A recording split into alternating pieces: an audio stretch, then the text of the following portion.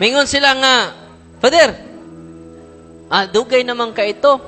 Gusto mi ka ng bag-o ba nga milagro?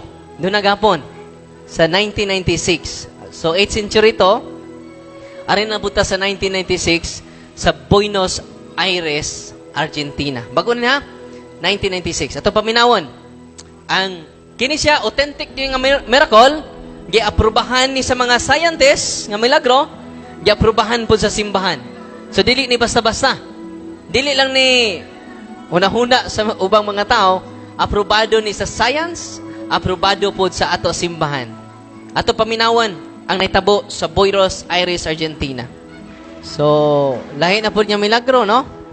Lahi nga mga doctors, lahi nga mga scientists, the same ilang conclusion. Lain nga lugar, lain sad nga mga obispo. Si Cardinal Jorge Bergoglio, nga mao, si Papa Francisco. So, di na basta-basta. No? Nya ang pan, ilaga pong gida sa mga scientists, si Dr. Frederick Zuzipe. Ningon gani siya nga, giunsan nyo pagkuha sa sample, nga samtang inyong gikuhaan, buhi man ang tag-iya ni ini. Grabe, no? Onya, sila Dr. Eduardo Linoli, sa Lanciano, Italy, the flesh is part of the heart. Ano sa to? Sa Lanciano, Italy, it is part of the heart. Mausad sa Buenos Aires, it is part of the heart.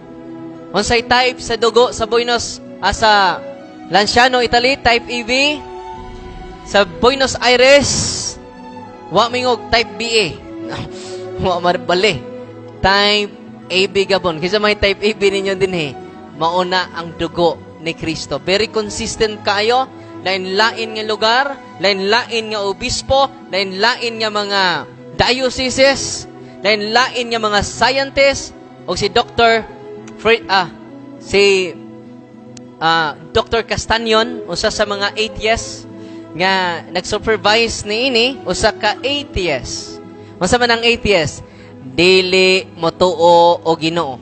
Pero siya may nag-supervise ini, siya ay nag-examine ini uban iyang gida, gikuhaan example kadtong ostiyas nga nahug, nga nahimong tinuod nga unod sa tao, iyang gida nga to Dr. Frederick Zuzibe. The flesh is real flesh.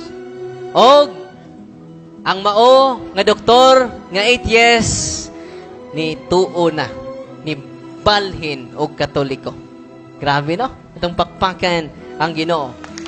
Kon ang wa gani pagtuo, nakatuo na tungod ining dako nga milagro, kita pa kaha nga duna nay pagtuong daan. Amen.